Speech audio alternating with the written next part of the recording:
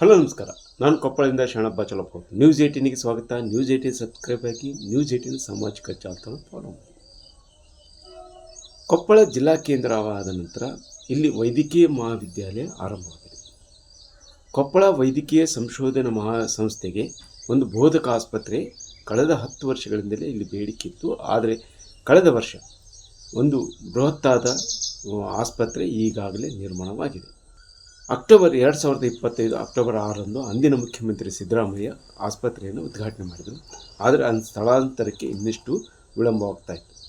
ಈ ಮಧ್ಯೆ ಕಳೆದ ಒಂದು 15 ದಿನದಿಂದ ಇಡೀ ಆಸ್ಪತ್ರೆ ಏನು ಈ ಹಿಂದೆ ಹಳೆಯ ಜಿಲ್ಲಾಸ್ಪತ್ರೆಯಲ್ಲಿ ನಡೀತಾ ಇದ್ದ ಬೋಧಕ ಆಸ್ಪತ್ರೆಯನ್ನು ಹೊಸ ನೂತನ ಆಸ್ಪತ್ರೆಗೆ ಆರಂಭವಾಗಿದೆ.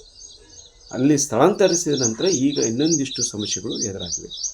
ಇಲ್ಲಿ ಮುಖ್ಯವಾಗಿ ಸಮಸ್ಯೆ ಎದುರಾಗಿರೋದೇನಂತ ಹೇಳಿದರೆ, ಈ ಮಧ್ಯೆ ಇಲ್ಲೊಂದು ರೈಲ್ವೆ ಹಳಿ ಇದೆ. ಆ ಹಳೆಯನ್ನು ದಾಟಬೇಕಾದ್ರೆ ಸಾಕಷ್ಟು ಸಮಸ್ಯೆ ಆಗ್ತಾಯಿದೆ. ಯಾಕಂದರೆ ಕೊಪ್ಪಳ ಮಾರ್ಗವಾಗಿ ಗದಗ ಮತ್ತು ಹೊಸಪೇಟೆ ಕಡೆಯಿಂದ ನಿತ್ಯ ಗೂಡ್ಸು ಮತ್ತು ಪ್ಯಾಸೆಂಜರ್ ರೈಲುಗಳು ಸೇರಿ ದಿನಕ್ಕೆ 80ಕ್ಕೂ ಹೆಚ್ಚು ರೈಲುಗಳು ಓಡಾಟ ಆಗ್ತಾಯಿದೆ. ಅದರಿಂದ 80 ಬಾರಿಯೂ ಸಹ ಇದನ್ನು ರೈಲ್ವೆ ಗೇಟನ್ನು ಹಾಕೋದ್ರಿಂದ ಇಲ್ಲಿ ತುರ್ತು ಸೇವೆಗೆ ಬರುವಂಥ ರೋಗಿಗಳು ಇಲ್ಲಿ ನಿಲ್ಲಬೇಕಾದಂಥ ಅವಶ್ಯಕತೆ ಇದೆ. ಅದು ಒಮ್ಮೊಮ್ಮೆ ತುರ್ತು ಸೇವೆಗೆ ಬಂದವರಿಗೆ ಸಹ ಇದು ವಿಳಂಬವಾದರೆ ಕಷ್ಟ ಅನ್ನುವಂಥ ಮಾತುಗಳು ಕೇಳಿಬರ್ತವೆ. ಈ ಆಸ್ಪತ್ರೆ ಆದರಿಂದ ಭಾಳ ಅವಶ್ಯಕತೆ ಇದೆ ಸರ್. ಇಲ್ಲಿ ಏನಾಗಿದೆ ಅಂದರೆ ಟ್ರೈನ್ ಭಾಳ ಹೆಚ್ಚಾಗಿ ಇಲ್ಲಿ ಹೋಗೋದ್ರಿಂದ ನಮ್ಗೆ ಭಾಳ ಅವಶ್ಯಕತೆ ಇರೋದು. ಪೂರ್ಣ ಆಗಿದೆ ಸರ್, ಈಗೆಲ್ಲ ಪೂರ್ಣವಂತ ಆಗಿದೆ. ಎಮರ್ಜೆನ್ಸಿ ಹೋಗಕ್ಕೆ ನಮ್ಗೆ ಬೇಕೇ ಬೇಕು ಫ್ಲೈಓವರ್ ಸರ್. ಇಲ್ಲಿ ಇದನ್ನು ಸರ್ಕಾರ ಎಚ್ಚೆತ್ತುಕೊಂಡು ಇದನ್ನು ಫ್ಲೈಓವರ್ ಮಾಡಿಸುವಂಥ ವ್ಯವಸ್ಥೆ ಮಾಡ್ಬೇಕು ಸರ್.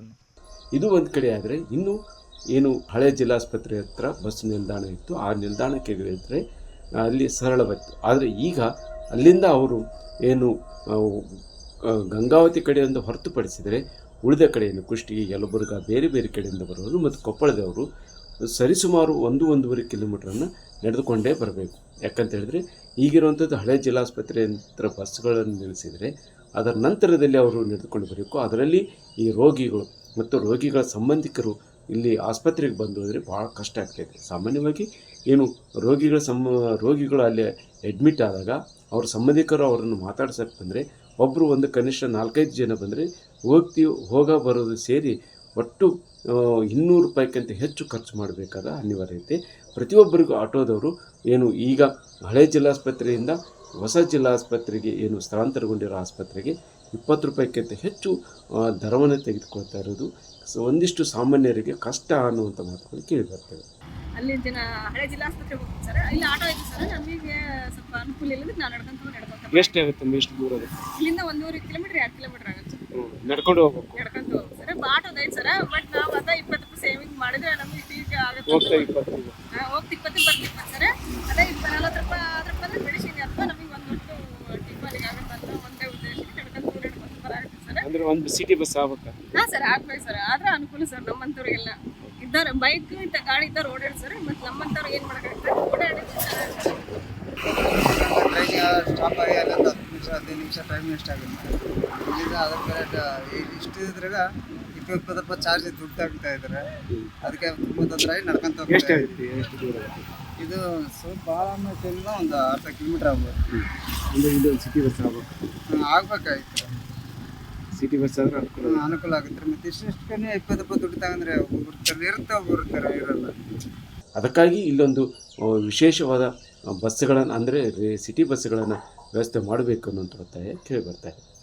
ಈ ಕುರಿತು ಏನು ಜಿಲ್ಲಾ ಉಸ್ತುವಾರಿ ಸಚಿವರಾದ ಶಿವರಾಜ್ ತಂಗಡಿಗೆ ಹೇಳೋದು, ಈ ಅಧಿವೇಶನ ನಂತರ ಈ ಕುರಿತು ಒಂದು ಮೂಲಭೂತ ಸೌಲಭ್ಯ ಮತ್ತು ಅಲ್ಲಿರುವ ಸಮಸ್ಯೆ ಕುರಿತು ಒಂದು ವಿಶೇಷ ಸಭೆಯನ್ನು ಮಾಡಿ ಅದಕ್ಕೆ ಕ್ರಮ ಕೈಗೊಳ್ತೀವಿ ಅಂತ ಒಂದು ಕಡೆ ಹೇಳಿದರೆ, ನಾನು ಅಧಿವೇಶನ ಮುಗಿದ ಮೇಲೆ ಮೀಟಿಂಗ್ ಸಭೆ ಮಾಡಿ ಏನೇನು ಜ್ವಲಂತ ಸಮಸ್ಯೆಗಳ ಬಗ್ಗೆ ಪರಿಹಾರವನ್ನು ಕಂಡುಕೊಳ್ತೀವಿ.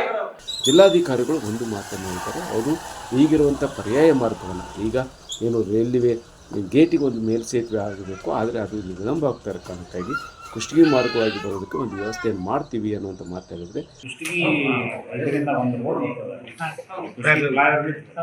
ಅಲ್ಲಿನ ಒಂದು ರೋಡ್ ಬರುತ್ತೆ. ಅದಕ್ಕೂ ಕೂಡ ಒಂದು ಎಸ್ಟಿಮೇಟ್ ಮಾಡೋದಕ್ಕೆ ಅದನ್ನು ನಾವು ಈ ವರ್ಷ ಸೇರಿಸ್ತೀವಿ. Parallel road sir. ಈಗಾಗಲೇ ನಾನು MPO ಮತ್ತು MLA ಅವ್ರ ಗಮನಕ್ಕೆ ತಂದಿದ್ದೀನಿ.